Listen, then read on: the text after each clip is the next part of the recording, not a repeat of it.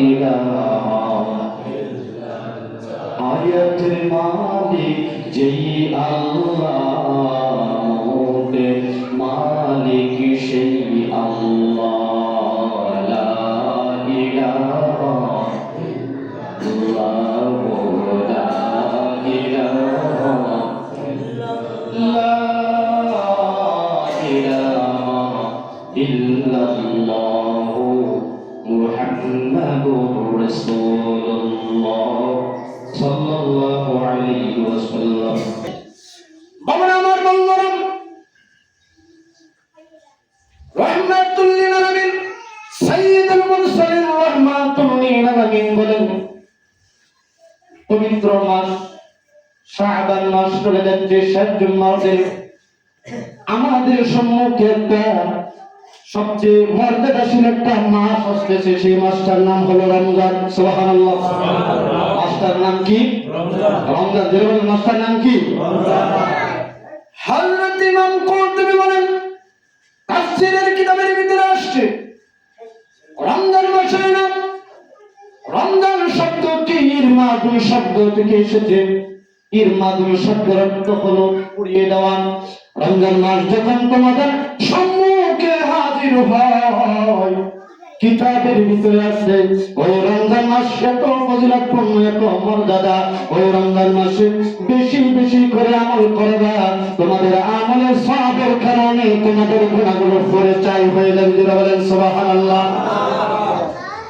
বেশি বেশি করে আমল করবা রমজান মাসে, আর তোমাদের এই নেকের কারণে, আমলের কারণে তোমাদের গুনাহগুলো পরিচয় হয়ে যাবে। এই জন্য রমজান মাসকে রমজান মাসেই নামকরণ করা হয়েছে। সুবহানাল্লাহ। এই জন্য রমজান মাস আসছে, আমরা খুশি না বেজার? আমার যেমন খুশি না বেজার?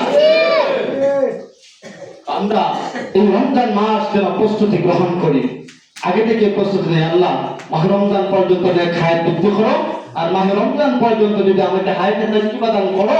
আল্লাহ আমি কথা দিলাম মাহে রমজানের শেষ থেকে আপনার শুরু থেকে শেষ পর্যন্ত আল্লাহ আমি রোজা রাখবো, তোমার কাছে নিয়ত করে রাখলাম। আল্লাহ আমাকে তৌফিক দান করি। সুবহানাল্লাহ। এই নিয়তটা আমরা করবো কি করবো না? ইনশাআল্লাহ সবাই যেন করি। হইতে পারে এই নিয়ত করার পরে আপনি দুনিয়াতে নাও থাকতে পারেন, গ্যারান্টি দিতে পারবেন কেউ? যে রমজান রোজা পাবো এরকম আছে কেউ গ্যারান্টি দিতে পারবো? কেউ দিতে পারবে? রমজান মাস পর্যন্ত যদি তাকেও জীবিত, তারপরেও গ্যারান্টি দেওয়া যাবে না। এটা রাসূল সাল্লাল্লাহু আলাইহি ওয়াসাল্লামের মিশন। কারণ আপনার হায়াত, আপনার মন কোন জায়গায় কোন অবস্থায় হবে সবচেয়ে বেশি কে জানে বলেন তো? যারা বলেন না কেন? আরো জোরে বলছেন না, নির্বাচনে তো একটা জমক বলেছেন, হ্যাঁ এই যাবে সেই যাবে, নেতার সাথে কত ফালাফালি করেছেন। আর আমার আল্লাহকে ডাকলে তো মনে হয় মুখের মধ্যে তালা দেওয়া আছে। যারা বলেন না কে? আল্লাহ। হয় না? আরো জোরে আল্লাহ। যে মালিক, যে খালিক আমাদেরকে সৃষ্টি করেছেন, যে খালিক, যে মালিক মাহে রমজান মাস আমাদেরকে দিয়েছেন গুনাহ মাফের জন্য, আমাদেরকে পরিশুদ্ধ হওয়ার জন্য, ওই মালিকের, ওই খালিকের, ওই মালিকের, ওই সৃষ্টিকর্তার প্রশংসা করা দরকার আছে না? আমাদের সৃষ্টিকর্তা কে? আল্লাহ। সে আল্লাহকে ডাকলেন, আল্লাহ পাক বড় খুশি হয়ে যায়। বান্দা কি হয়েছে তো? আজকে সারাদিন যদি যে নেতা পাস করেছে মনে করেন আপনার পরিচিত নেতা, আপনি যদি সারাদিন খালি কল করেন, স্যার আমি তো খুব কাটছি স্যার আপনি বিপুল কোটে পাস করছেন, একটু বড় বড় কল দিন। আচ্ছা নেতা রাগ হইব না আপনার উপরে? খুশি হইব? একটু বড় বড় যাইতেছে স্যার, সব ভোট আপনার আমল নামায় দেওয়া হয়েছে স্যার, আমি খুব পরিশ্রম করি, একটু বড় বড় কল দিতেছে।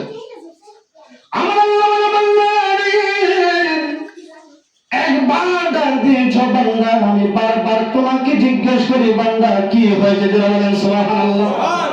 তুমি যখন বারবার আমাকে মুনিব খলিল বলে ডাক দাও, আমি আল্লাহ তো খুশি হয়ে যায়, তো ভালো লাগে। তোমার ডাক দেওয়ার সাথে সাথে আমি ফেরেশতাদেরকে সম্মুখে রেখে সাক্ষী রেখে তোমাদেরকে মাফ করে দেন। যারা বলেন সুবহানাল্লাহ। অবশ্যই ফেরেশতা সাক্ষী তার। আমার বান্দা আমাকে রহমান বলেছে, আমার বান্দা আমাকে খালিক বলেছে, আমার বান্দা বলেছে আমি আল্লাহ, আমি জগতের প্রভু, আমি জগতের সৃষ্টিকর্তা। এই কথাটা এত মজা লাগছে, ও ফেরেশতা তাদেরকে সাক্ষী রেখে বান্দাদেরকে মাফ করে দিলাম।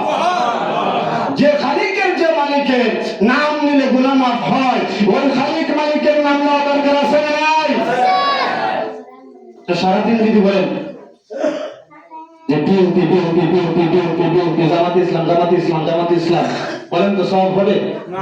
আর যদি একবার আল্লাহকে ডাক দেন, রব্বুল আলামিন বলেন বান্দা যখন আমাকে ডাকলে ইন্নাল্লাযীনা ক্বালু রাব্বুনাল্লাহ সুম্মা ইসতাকামু তাতানাজ্জালু আলাইহিমুল মালায়েকা। আল্লাহ পাক বলেন বান্দা যখন আমাকে আল্লাহ কয়, আমাকে প্রভু বলে, আমি এত খুশি হই।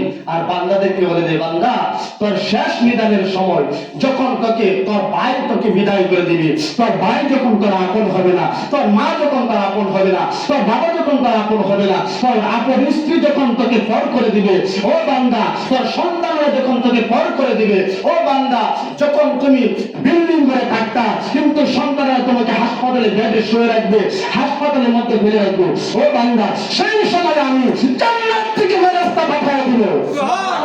আওয়াজ হয় না কেন বলেন? এই আল্লাহ আছে না নাই?